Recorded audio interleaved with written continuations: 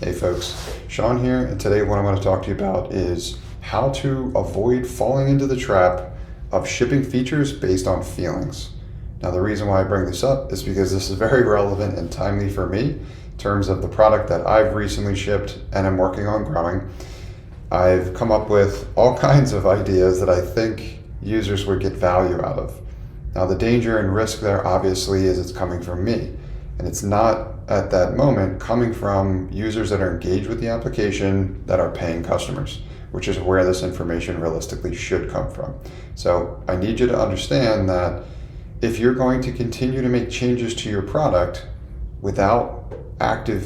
feedback from active users that are paying for access, then you might be steering your product in a suboptimal direction. As in, it might be going where you think it should go, but that may not be where your users and ultimately your paying customers feel like it should go. So there's a balance here that you need to strike effectively,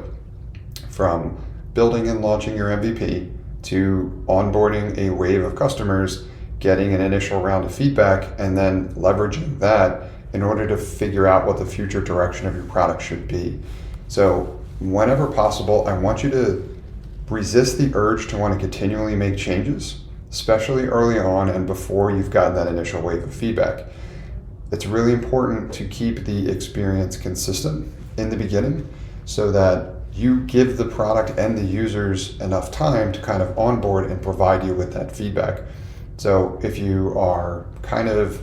getting a little itchy and you want to do more things and make changes, which I completely understand, I'm there myself,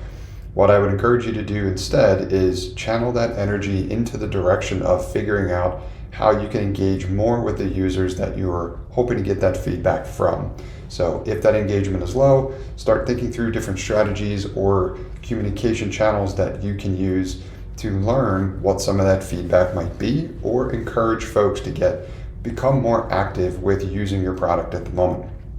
If you do that, that's going to help you ensure that you de-risk the potential future direction that you want to take your product, and ensure that you're not steering it in a direction away from what ultimately your paying customers are actually going to need.